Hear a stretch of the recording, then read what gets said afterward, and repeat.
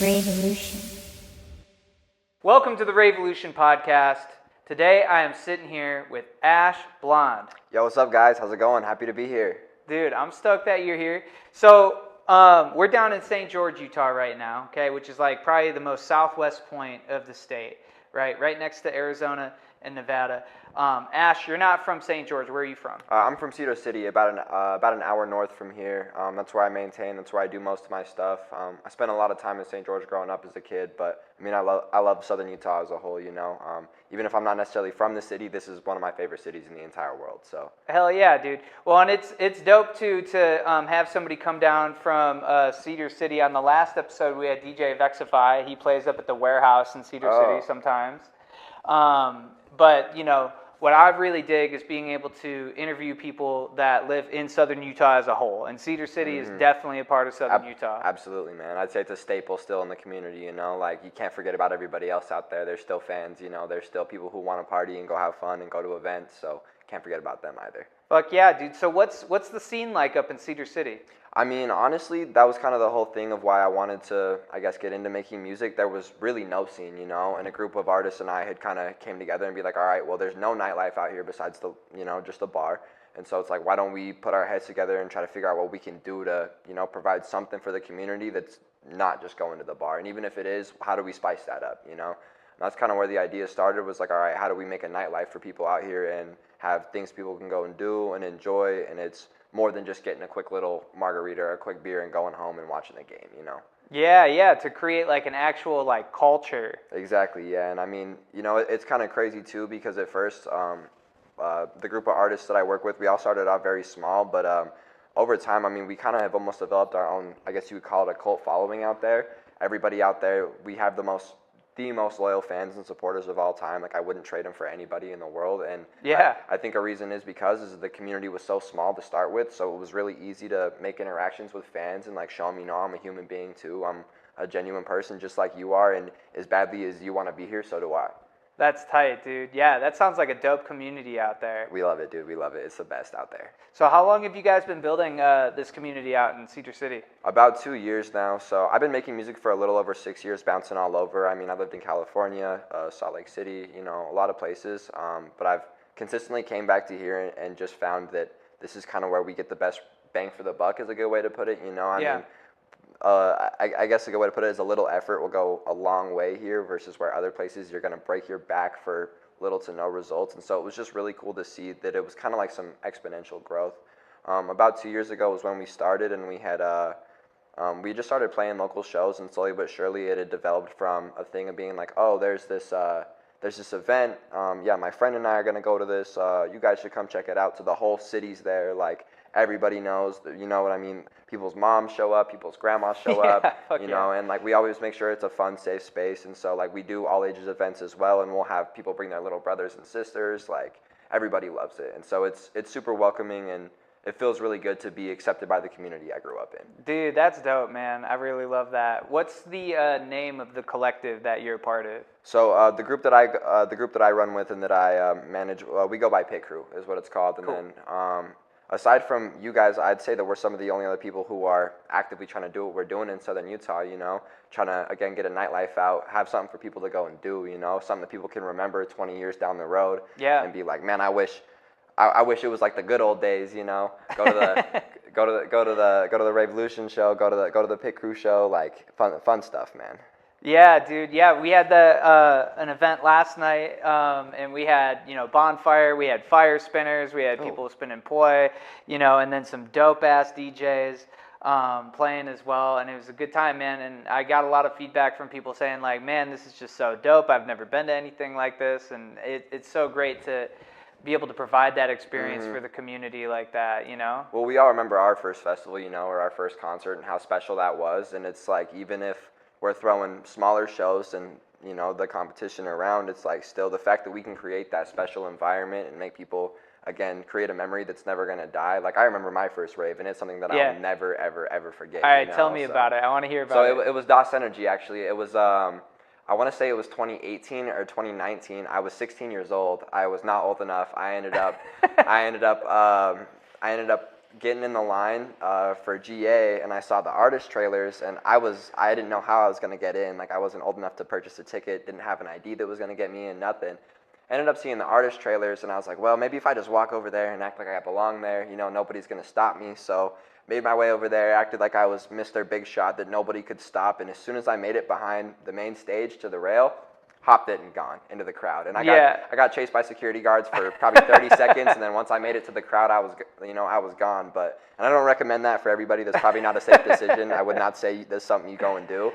But I mean, that was my first experience at a festival, and I loved every single second of it. Yeah. And so I'm sure V2 factors in for things like that. You know what I mean? Like they're a pretty big company out here in Utah, and they host, I think, probably some of the biggest artists that tour the world at this point.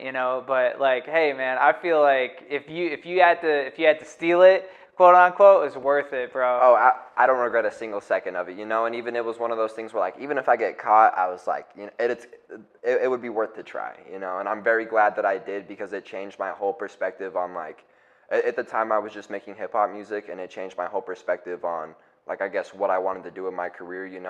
I was like, I don't want to be a hip hop artist. Like, I want to be a DJ. This is what I want to do. Like, this community right here is untouchable. There's not a better community in the world than the rave community. Dude, I agree. I really love it, man. I love Plur, like, peace, love, unity, respect. Like, I love how welcoming and liberating it is. And that's something that we were talking about even last night. Like, even though it was just like, bonfire, just like a party, like, just the space to be able to go and, like, not be concerned with, like, the judgments of the world or, like, any of that. That's what I loved about it, is that it felt like such a judgment-free zone. Like, I've never seen a place, especially as a young kid too, I never saw anywhere where everybody was so comfortable with themselves and there was actually no hate, no animosity in the air, no nothing, you know what I mean? From a million miles away, you could tell, like, everybody there is pure-hearted and they all have the same intentions. They're just there to have a good time. Yeah. Everybody works their 9 to 5s. Everybody's so caught up, and I'd say just the daily things of life that, like, having that little break to go be yourself. The way that I look at it is almost like purging. Like how the Purge movies are. I feel like every once in a while, people need a weekend out, things like that. Got to kind of take the stress off, and I'd say that again, like, that community is by far the best way to do it. You'll make best friends that you'll never see again. Funny enough, you'll meet somebody in the crowd and they will be your best friend, and then you got to go get water, and they're gone. Hopefully you see them again, but the memory lives on. Yeah, dude, it's all about being in the moment like that, dude, and it really does kind of take you and put you straight into the moment, like, in those situations. What was your favorite set at that show? So I ended up seeing Galantis play that year. Okay. And I still have yet to see Galantis play since then. And then I also saw Sodown when he was a way smaller artist, and Sodown was probably my favorite because this was still when Grizz was kind of, starting to really peak, and so the whole saxophone vibe was like a really big deal. Grizz, come back, please. Right, yeah, no more hiatus, man. He's one of my favorites. Shout out to Grizz. Shout out to Grizz, for real, dude. He produces some amazing music, dude. Grizz is just some of the best there is. So good, dude. I totally agree with that, man. So I see you're wearing a Death Row fucking t-shirt, bro. That's fucking tight. I love that. Thank you, man. Thank you. Yeah, I gotta, I guess, again, even though that I am, I guess, switching genres and switching up the way that I do things, still like to represent, I guess, some of the older stuff that I used to do. Obviously, I still love the hip-hop scene. Snoop Dogg, owner of Death Row, is one of my favorite people of all time. Who doesn't love that guy? Fucking A. I'll support how I can, where I can, Yeah, Snoop Dogg's, like, really doing it up, bro. He's doing life right, in my opinion, bro. Right, yeah. If anybody's doing it right, it's that guy. For you got it figured out, man. I agree, dude. Snoop Dogg is fucking dope, dude. So you were making hip-hop, so you... Like, are you still primarily a hip-hop artist, or it sounds like you're branching into, like, EDM? So as of right now, it's going to be more that I'll still be a recording artist. I guess I really am kind of done with hip-hop for now. Any stuff that's not essentially EDM focused will be more pop music, I guess. But what my plan is to do is to really just lock in on producing, sound design, you know what I mean, and start doing vocals for my own tracks that way. I mean, now that I've already got the voice and that established, I think it's time to take my artistry to another level, educate myself a little more. like I said, really learn some good solid sound design and figure out a way to establish a sound that doesn't sound like everyone else. Yeah, that could be really difficult, man. I feel like especially in hip hop, dude, it feels like nowadays, like and in EDM too. I think it seems like musicians are like a dime a dozen. How do you deal with that? I mean, in my opinion, the hip hop industry was getting really, really stale for a minute there.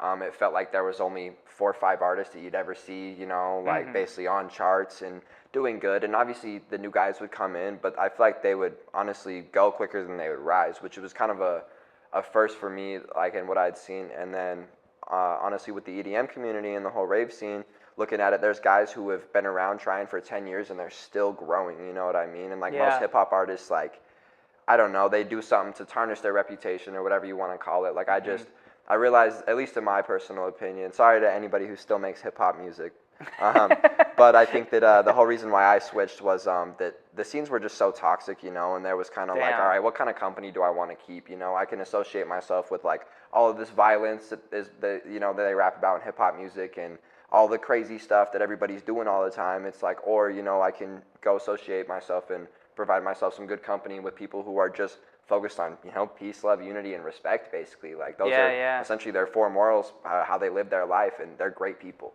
Yeah, I dig that, dude. We were talking about before we turned the camera on that show, Wu-Tang American Saga, and I just really love how like when the Wu-Tang Clan like came together, like it was all about like the community and them like facing like the world together and all of that. Is that kind of how it feels like with Pit Crew, or is that like the type of environment you guys have?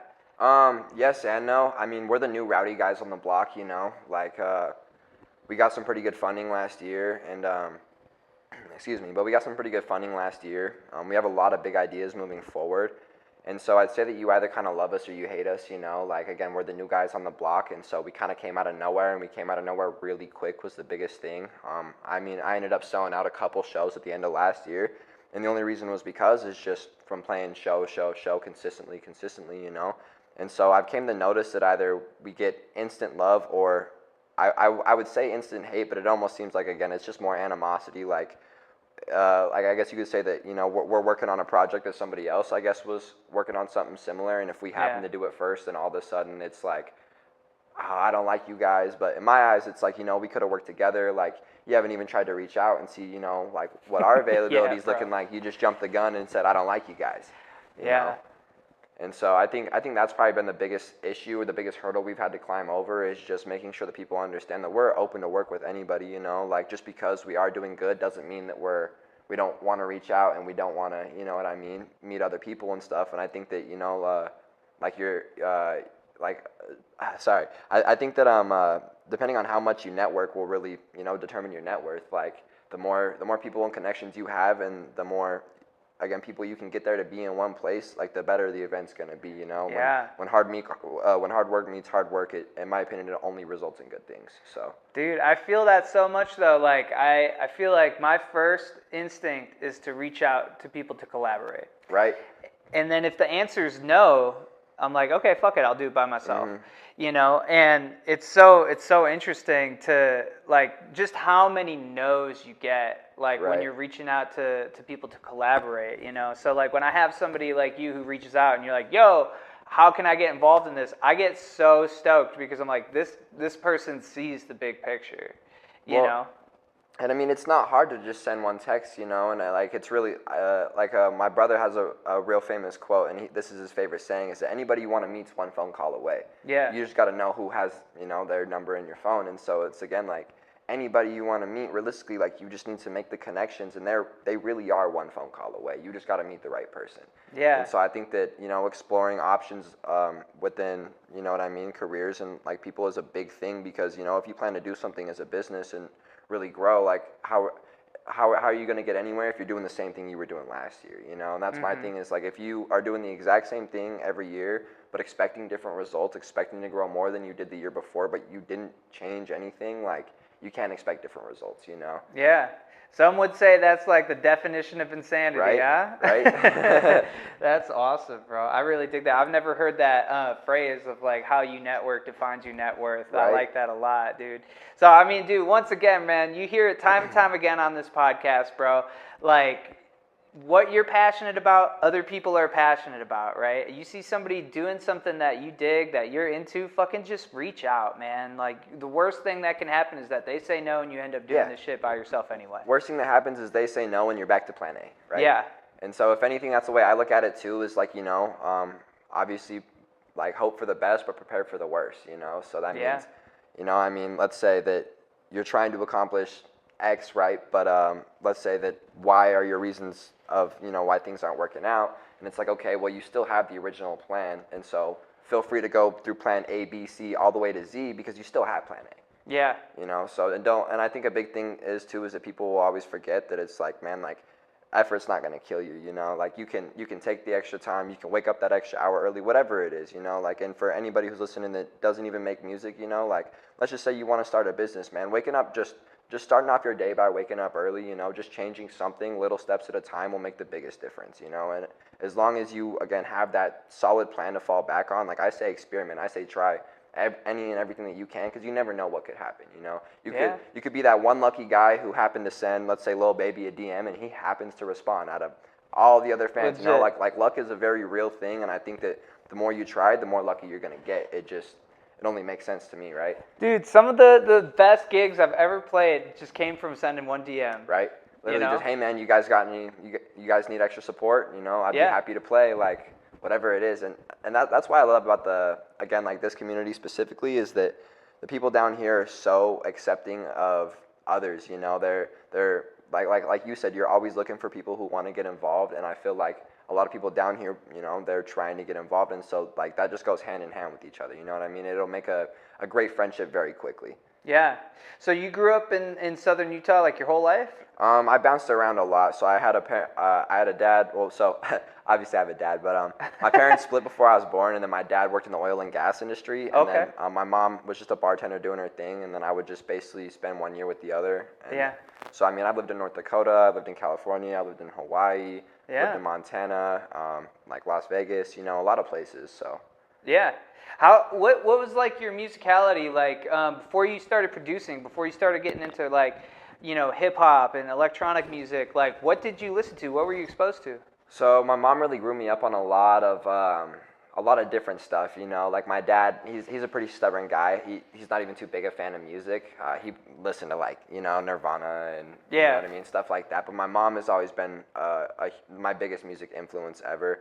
I mean, I grew up on a lot of like I guess a lot of rock as well, you know. Like she was always a big fan of like, when I was a kid, like Sleeping with Sirens and Pierce the Veil, and you know, Ronnie Radke, man, Falling in Reverse. That like heavy ass emo shit. Yeah, you know, my mom always loved that, and then she loved reggae as well, and so like I listened to a lot of Bob Marley, and she loved a lot of like I guess now it's probably considered more classical. Like I listened to like a lot of Hank Williams and like Hank Lee, like pretty diverse. Ironically, the fact that I even started making hip hop was pretty funny because she hates rap music. Really? She hates it so much, yeah. And so the fact that I started making that, I think, kind of surprised her. Which, again, like, yeah, she listens to everything though. She's funny. I mean, still to this day, she'll go like, she sent me a song from Subtronics the other day, and she's like, "Have you heard of this guy?" And she's pushing 50, and you know what I mean. She still explores and still listens. So it's really cool to see, and it just makes me so happy because like I know where I got my music taste from. You know what I mean? And from your mom. Where my music gene came from. So it's pretty funny. Dude, what's your mom's name? Amanda. Dude, shout out to Amanda for, you know, instilling some like musical diversity into Ash Blond. That's dope, dude. Thanks to all the moms that expose us to good music. Thanks to all the moms out there. Yeah, dude, for real. The moms are what's up, dude. I love moms. Yeah, I love my mom so much. She's amazing. Yeah, dude. That's amazing, dude. So then, like, why hip-hop? What inspired you to get into that? So I got entangled with a group. Basically, I used to make music with a guy named Josh McCarthy. You might have heard that name around here and there a little bit. I ended up, I met this guy when I was 15 years old, and he kind of just had his own little thing going for him. And honestly, like, at the time, I was just producing on my laptop, making beats, like, just kind of trying to You know what I mean? Figure out, because I knew I wanted to make music, but I wasn't exactly sure. Like I had, my mom had got me in guitar lessons when I was in like 2nd or 3rd grade. And so I knew that like music was something that I wanted to do with my life. Like when I was in 5th grade, I wanted to be a dancer. Chris Brown was my biggest idol. Like I begged her to put me in dance classes. Fuck yeah. It was always something music related. And then when I started producing, I met this guy and I was like, listen, man. And I called him up one day. And I was like, hey, can I come over and we'll talk? And the thing is this guy's like 22. I was 15 years old, you know? Yeah. And I was like, listen, man, I was like, I'll do whatever it takes to get involved with you, bro. Like, I was like, I just want a chance to prove myself to you, bro. I was like, just let me, you know, come over, learn, hang out, kick it. Let me introduce myself to these people, establish my own connections. And obviously, if it's something that you don't like, there's the door, you know? But I was like, let me give me a chance to prove to you that I'm worth something and that, you know, I'm worth keeping around because I do want to learn and I do, you know, want to get my foot in the door. Yeah. And it, like, honestly, like, that conversation changed my life, you know? Like, it took me from, like, honestly, like, having the mindset of, like, I don't know if I'd ever be able to do this, of, like, you know, like, I probably could do this one day. Like, if I keep hanging out with these people, you know, keep making the connections that I have and keep learning, like, it could eventually pay off. And then, you know, about a year and a half later, I ended up dropping my first hip-hop song, and it wasn't nothing great, you know, but it was a start. And, like, I'm not going to lie, like, I was horrible. Like I was a lot worse than a lot of the other guys you see when they are starting. And now, like, I would say, like, that a lot of my friends and a lot of my family and a lot of my fans would, like, go to vouch for me to say that, you know, like, I'm one of their favorites from around the area now, you know. And the only way that I got there was hard work. It wasn't like I was born with the ability to just write it down and get it off. No, it was years and years and years and years and years of honestly putting in the work, but it really did pay off, you know what I mean? Like, I would say that I have, again, a musical talent that, like, there's no testing it, you know? Like, you put me on the spot and I got it now, so that's really cool. Dude, that drive is, like, really inspiring, dude. And it sounds like you've been driven since, like, you were young. Mm-hmm. Well, that's the thing, is I knew that I wanted to make music, but I just wasn't sure what outlet. And then I ended up going to my first rave and it clicked. I was like, all right, like, this is it, so. Yeah, and now you're branching into electronic music more so. You're gonna stick with the name Ash Blond. Is that your actual name? No. So my real name is Gage Davis. Oh, okay. Gage Davis, yes. And then when I made hip hop music, I used to go by Sharky. Ironically enough, just a little. Sharky. Yeah, I was just a kid, you know, needed something. I was like, well, this will work, right? And then I actually shout out to John Summit. That's kind of where I got the Ash Blond name. Was I wanted something like, you know, Drake, John Summit, you know, one of those, Michael Jackson, you know, one of those little first and last names. And so that's what I had settled on, which that's my favorite color. It's a color, so. Blonde. Ash Blond. Ash Blond. Yeah. And ash is also a color, isn't it? Well, so Ash Blond is the color of like the ash on the end of a cigarette. That actual, what that color is called is Ash Blond. Ash Blond? Yo, that's like pretty classy, bro. Yeah. I dig that. And so, like, yeah, ash on the end of a blunt, ash on the end of a cigarette, whatever it is. Yeah, that color, though, of the ash, like, when it's obviously not, like, horrible looking, is Ash Blond. Wow, dude, I actually did not know that, dude. I fucking learn something all the time, dude. So that, was it like the color at the end of the cigarette that inspired that name, or what inspired that name? Honestly, I mean, I got the blonde hair as well. It kind of just fit. John Summit, right? That too? It kind of just fit. I was at the studio with one of my friends. Shout out also to my boy Donnie, one of the best artists to ever come out of Southern Utah.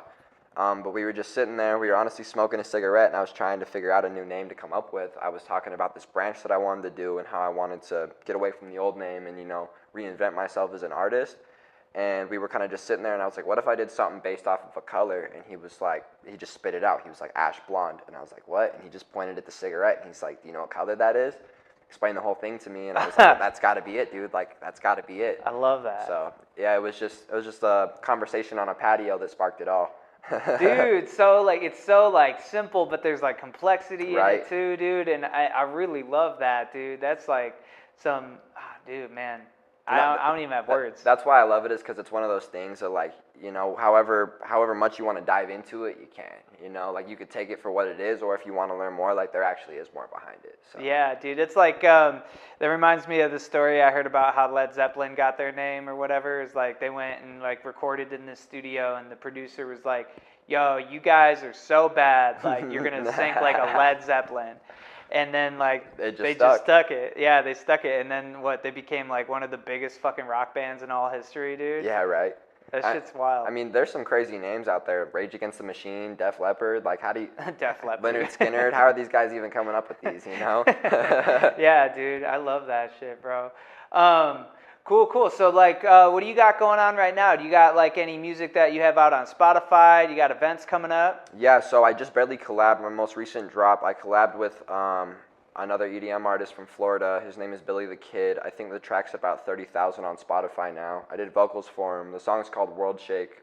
We debuted it at a sold-out Crank That show up in Washington at Eco Stage. Oh, wow. Which is rated one of the #1 venues in America, so that was really cool. Damn. Yeah, man, I actually have the video I can show you after when we're done with this, but yeah, it was super cool. That's my most recent release, and then we were trying to get that signed. I'm pretty sure to Subsidia. We were trying to get it under an Excision release, which they didn't end up taking the record, but we have a couple other ones that were also pushed into like Canablan and a couple other places. So like I'd really like to get on like Rude Service or somewhere like that as well. Just get a couple records signed. I think that'd be a good next step for me. But yeah, my most recent release is World Shake with Billy the Kid on Spotify, Apple Music. Check it out. Check that shit out, bro. And you said that premiered at a festival? Yeah. So we debuted that at a sold-out Crank That show in Washington. Damn, dude, that's nuts. Yeah, bro. our buddy Redline District was opening and was like, "Hey man, if you have any IDs, send them my way. Like I'd be happy to play them." And that was the first one we sent. So that's sick, dude. Congratulations Thank on you, that. man. That's amazing. That. Yeah, I don't know what the song's at on other platforms, but it is on there. So. It's on there, bro. Check it out. Say the song name one more time. It's World Shake by Billy the Kid featuring Ash Blond. That's dope, dude. I'm so stoked for that. I'm going to check that shit out after this podcast, bro. That's amazing, bro. So you're about to play an hour-long set. Beans. And then we're going to do an hour-long back-to-back, bro. I like to ask this question a lot just because I'm really into the DJing aspect of things. Is there anything like special you like to do on the decks that like spices up your sets that like, you know, makes them notable? I think a big reason why I stand out is I have a very interesting track selection. I don't like to play what everybody else plays. Like even if I'm playing similar genres, you know, even if I'm playing house or bass house or rhythm or dubstep or even some tear out, whatever it is, I try to get outside of the box a little and you know. Just play things that people haven't heard, or if they have heard, it's, you know, revamped in some way, and it's always new to them. And that's a big thing that I try to do as well. Is I never try to play the same set twice if I can. You know, I'm always trying to show up with new stuff, and then I'll take bits and pieces from my other ones, figure out what people liked, and be like, all right, this one's a crowd favorite, so we'll keep that, but then let's get rid of this. Yeah. Dude, I feel that, man. I like never prep any of my sets, dude. I never have a set list. I just got playlists, and I just like roll with it. I feel like that's the best way to do it, man. Because I think that the energy when you're playing, you know, if you don't know it's gonna work out, and then it does, like the energy is at an all-time high, and everybody in the crowd can feel that. Right, dude. It's like it's so great to be able to share the stank face with people that are equally as surprised as I am. I love that shit so much. Last night it was kind of weird. I was playing some really experimental shit last night, and people were just like, "What the fuck?" And I'm like, "I don't know, bro. I'm just rolling." You gotta try sometimes. You never know. I mean, Of the Trees came up. I mean, he had a really big year last year, and a lot of his stuff is not like what you normally hear, you know. But he's got his own little cult following, and his fans love him. So. Yo, and I went to Of the Trees at Area 15 just like a few months ago. Shout out to Detox Unit, bro. Fucking, you killed it. If you actually watched this fucking podcast, it was dope because everybody before, and Of the Trees was the same way as Detox Unit. He didn't say shit. He didn't like say like anything. He might have been like, "This is a new release" or whatever. But this cat, Detox Unit, bro, he just got up on stage. He didn't say shit to anybody. He didn't say shit the whole set, bro. Didn't pick up the mic one time. Played his whole set, and it was dope, dude. I mean, he was clearly, like, making it up on the spot. And then, like, when he was done, didn't even say anything, just stopped the music, just was like, thanks, and, like, walked off the stage, bro. I love that shit. Sweet, man. Well, I'm stoked to hear your set, bro. I'm so stoked that you reached out to me and wanted to be on the podcast. Yeah. Shout out to Revolution, you guys. Check these guys out. They are seriously worth it. If you are an artist who, again, wants to get involved, reach out to these guys. I mean, they would have no reason to not get you involved. You know, these guys are the best, so I appreciate them for having me here. Dude, thank you. Yeah, for real, dude. If you want to be on this podcast, you're an electronic music artist or DJ, reach out to me, dude. You could get on this podcast, no problem, for free. Also, dude, we got the merch. Hop on Revolution.biz, purchase this merch. It helps me put on better events, buy better equipment, have a better podcast. Dude, support. Cool. Thank you so much for getting on this podcast, bro. Let's get him on the decks, dude. Let's get it, you guys. Thank you guys for having me out. This is Ash Blond. I'll see you on the decks. As I walk through the valley of the shadow of death, I take a look at my life and I realize there is nothing left. Because I've been blasting and I've been laughing so long that even my mama thinks that my mind is gone.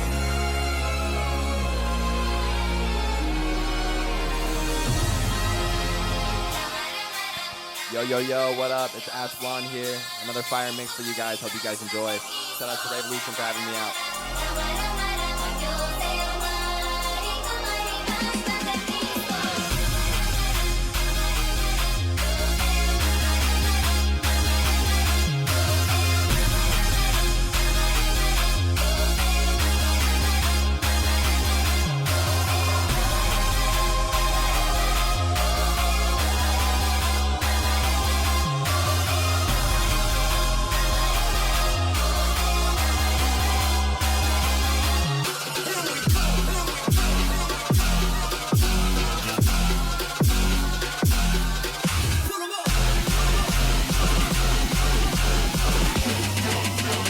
Baby, I'm a gangster too. Baby, I'm a gangster too.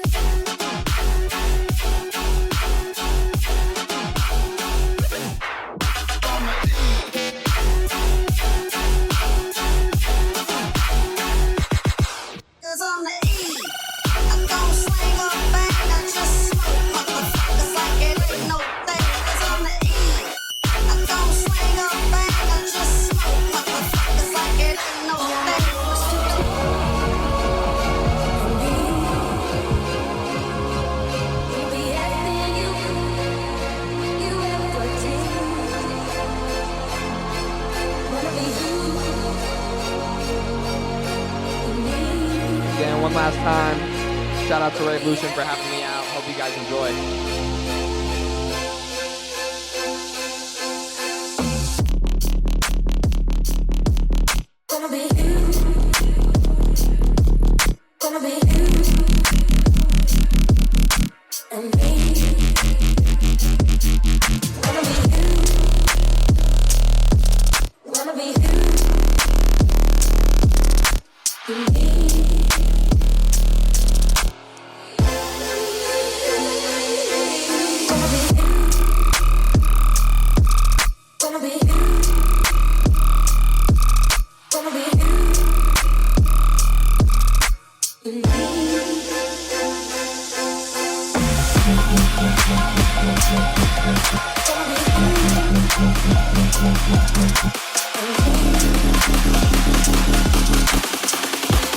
I bet, drop that shit.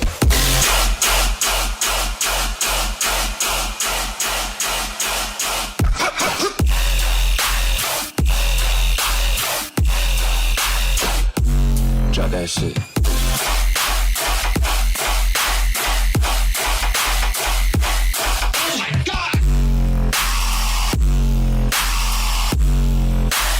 I bet.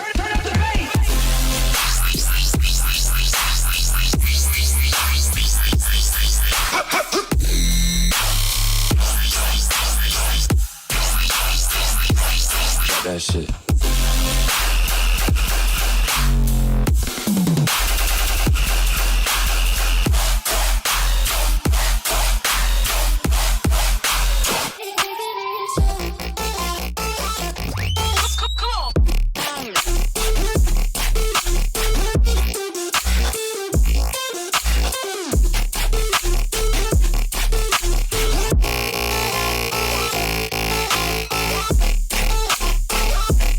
I bet.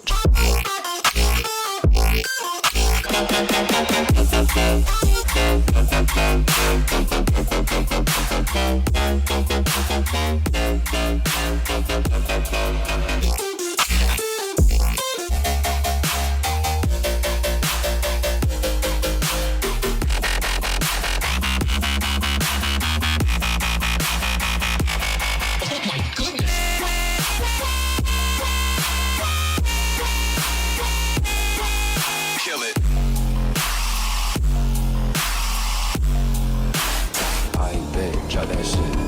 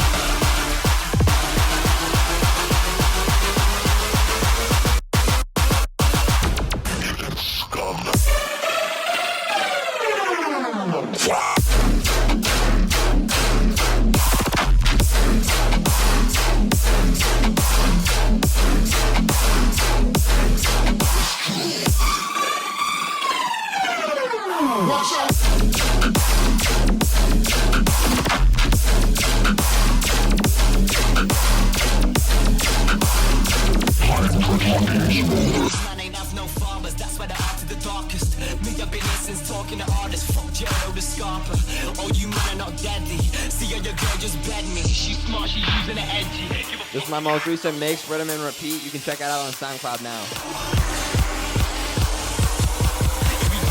Yeah, guess I gotta hit him with that flow again.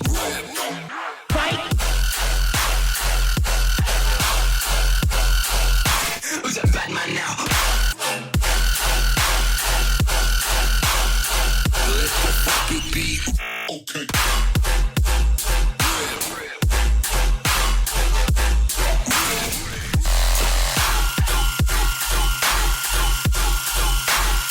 Let the fucking beat. Okay.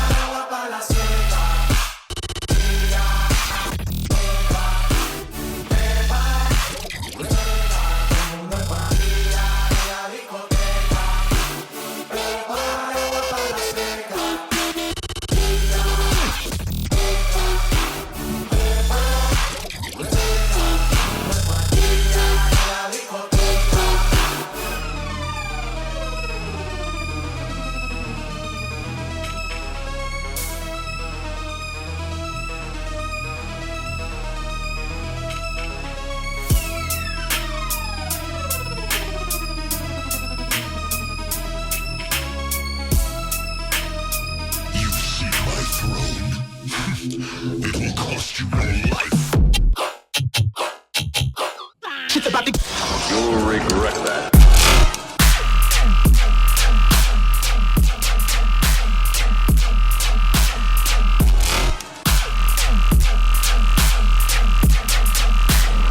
It must not end like this.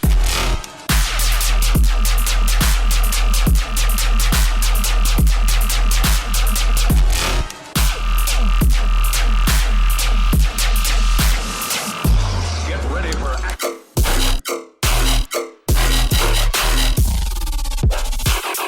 Get ready for action.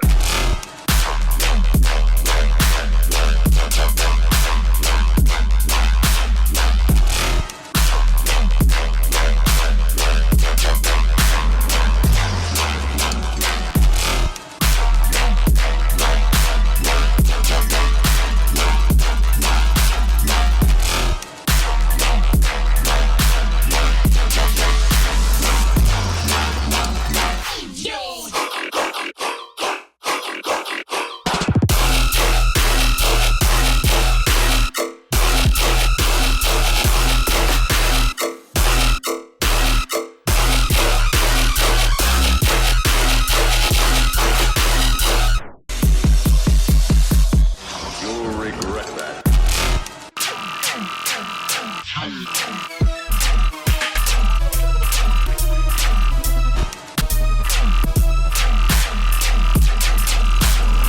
It must not end like this.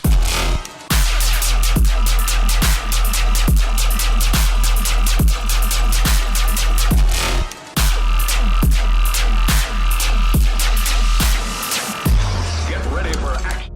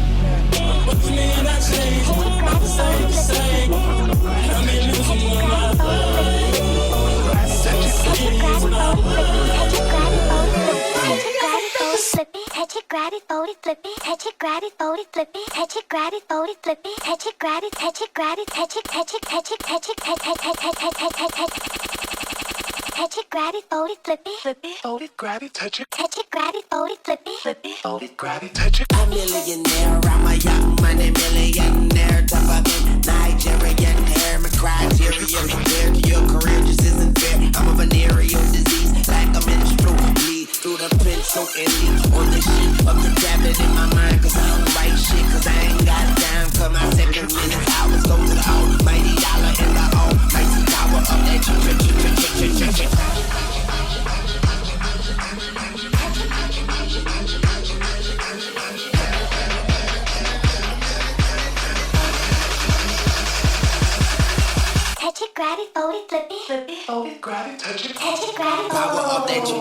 chopper, sister, brother, son, daughter, father, motherfucker, chopper, got the Maserati dancing on the breeze, pussy poppin', tell a copper, you can't catch him, you can't stop him, I go by them goon rules, if you can't beat them, then you drop them, you can't man them, then you mop them, you can't stand them, then you drop them, you pop them, cause we pop them like over red and vodka.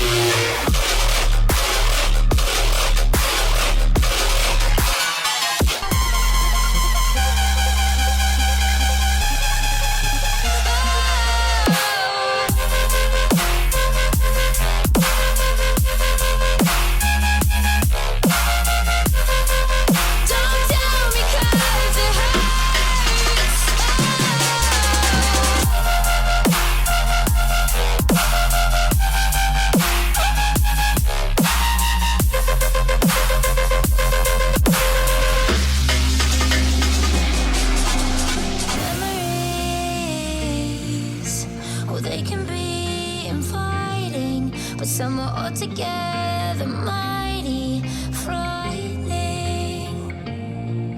And as we die, both you and I, with my head in my hands, I sit and cry.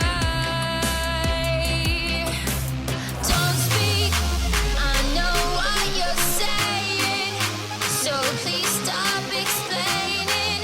Don't tell me 'cause it hurts. Don't speak, I know what you're thinking, and I don't need your reasons. Don't tell me 'cause it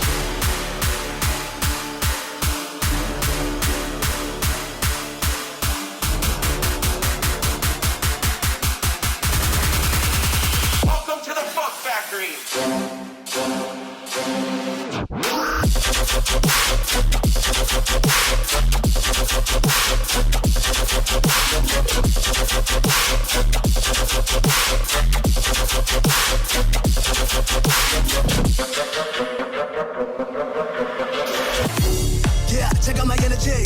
Either you witness or you the enemy. They try to kill you if they can catch you sleep. The way that we living, it ain't no in between. Chain gang for the layman. I was born in the mayhem. Say when I'ma come right back with they heads.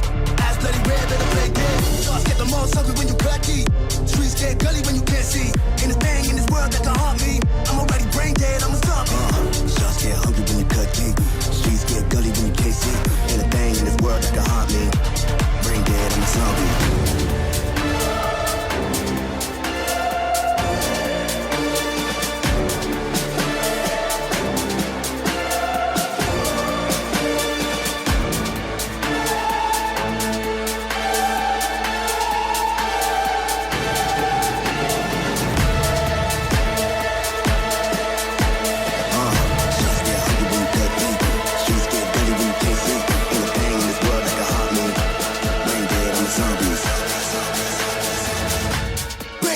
Zombie.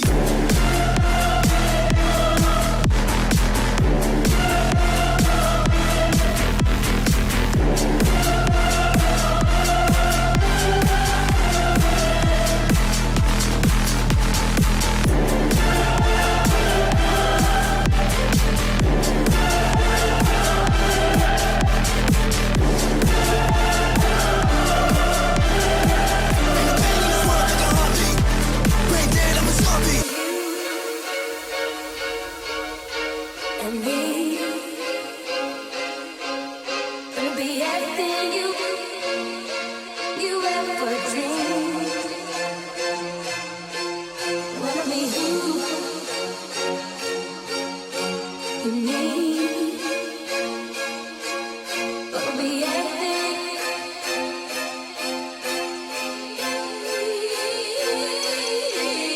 Wanna be you and me.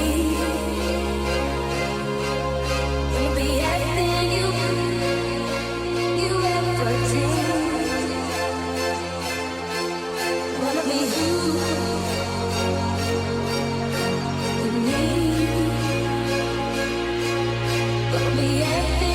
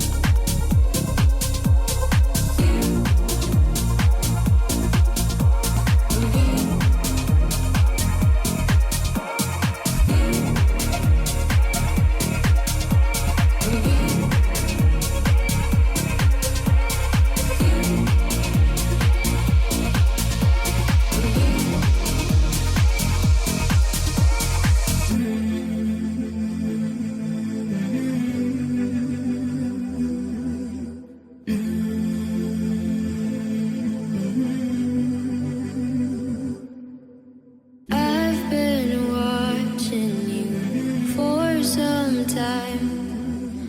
Can't stop staring at those ocean eyes. Burning cities and napalm skies. 15 flares inside those ocean eyes. Your ocean eyes. No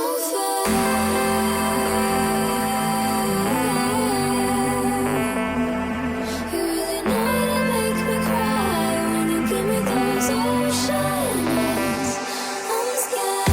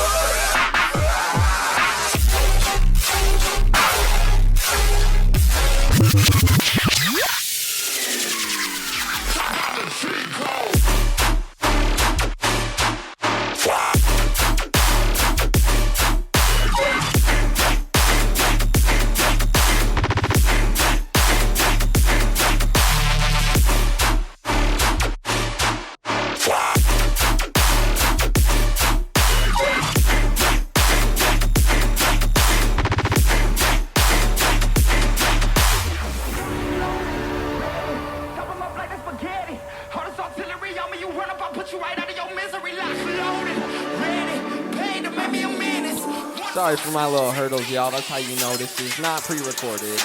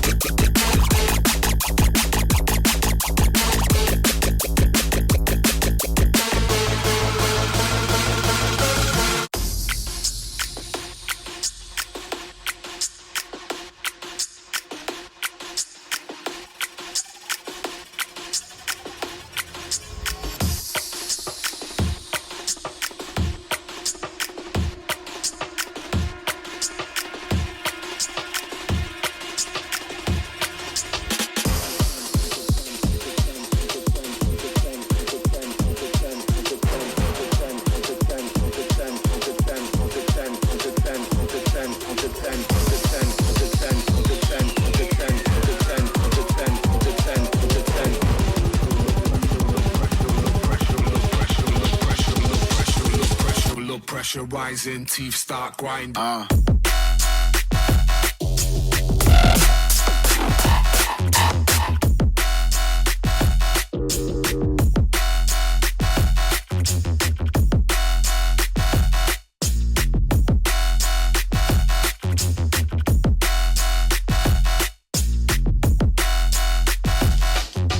Blood pressure rising, teeth start grinding. Bounce.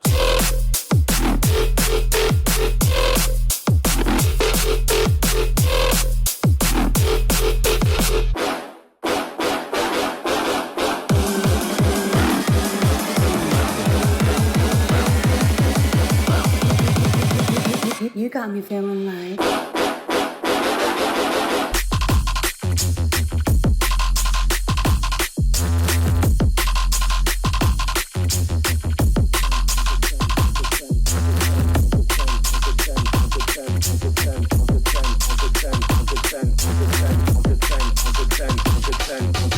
No one won't calm down. Bounce.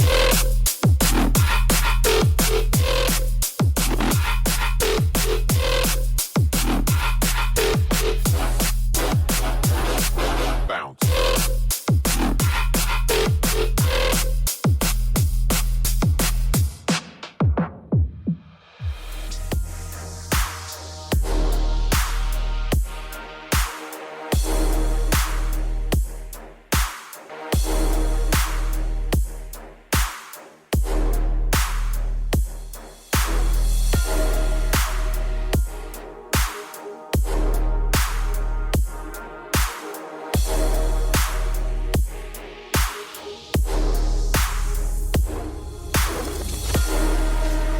I come here for a fucking shootout, right?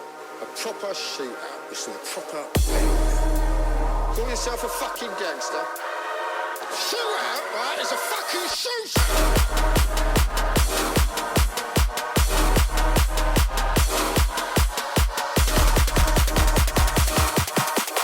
I come here for a fucking shootout.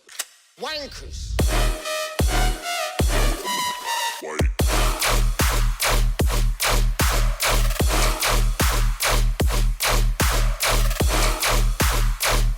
Hey yo, what the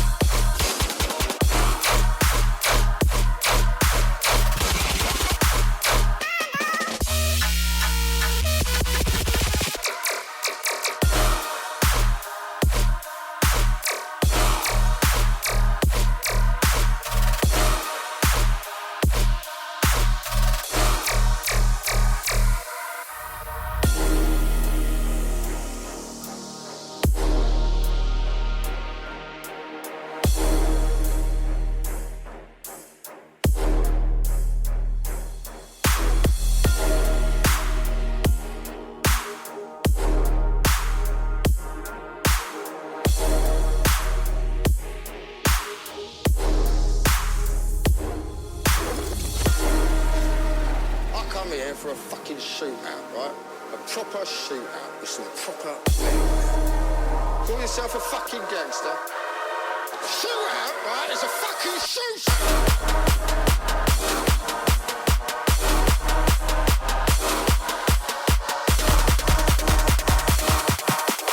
I come here for a fucking shootout. Wankers. Wait.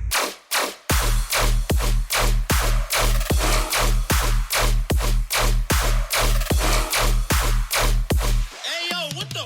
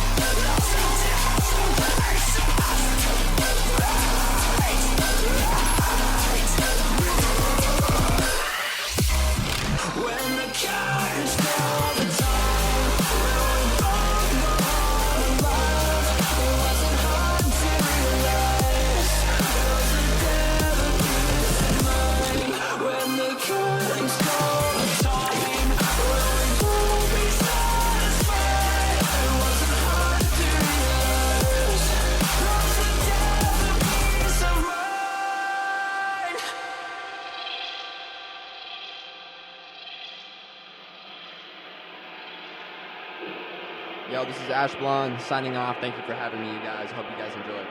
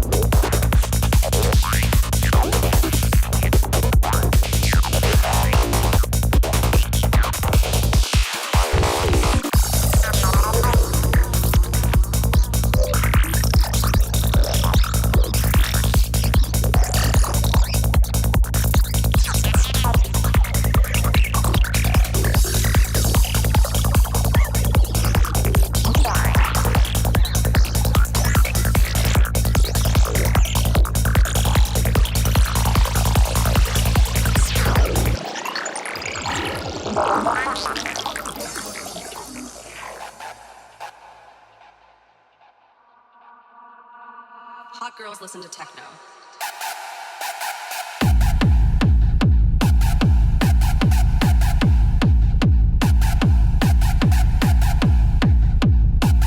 Hot girls listen to techno.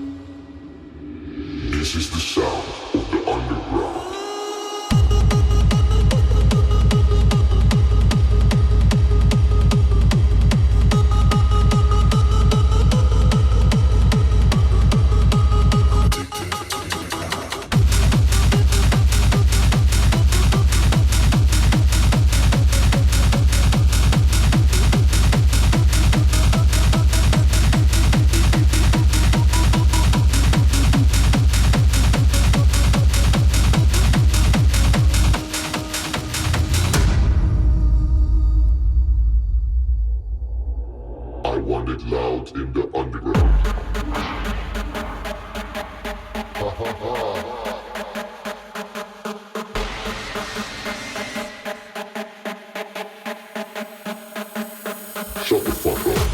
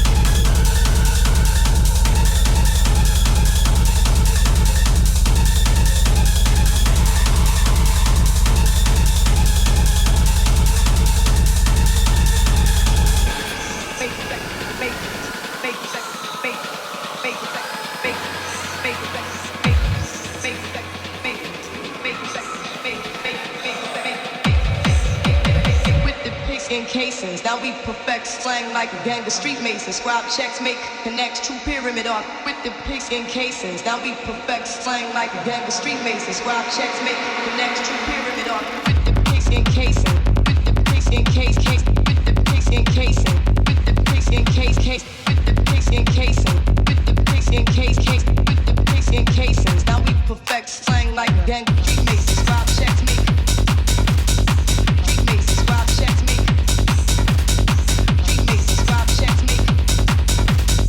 street masons. Scribe checks, make connects, true pyramid art.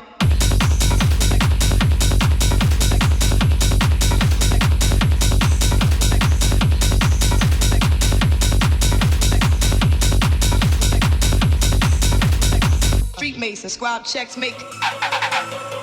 Street mason, scribe checks, make. Street mason, scribe checks, make. Street mason, scribe checks, make. Connects, true pyramid art. Street mason, scribe checks.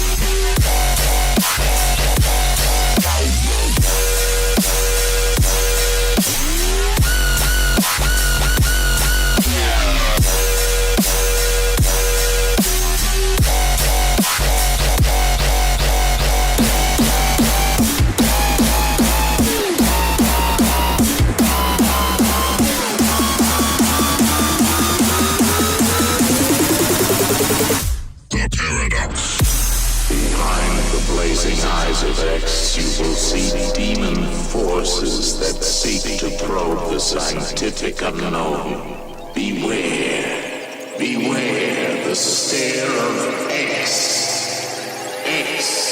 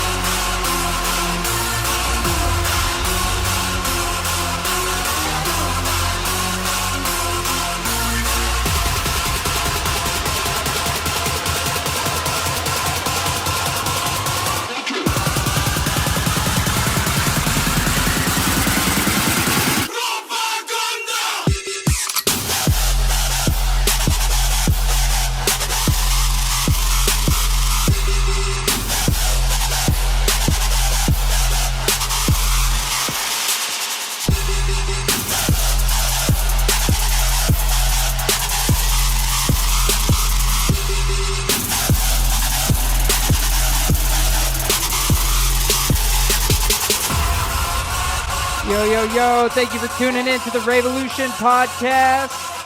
Let's give it up for Ash Blond. Now, if you like this podcast, hit like and subscribe. If you want to check out the rest of this B2B, subscribe to the Patreon. Ash Blond, ladies and gentlemen, give it up.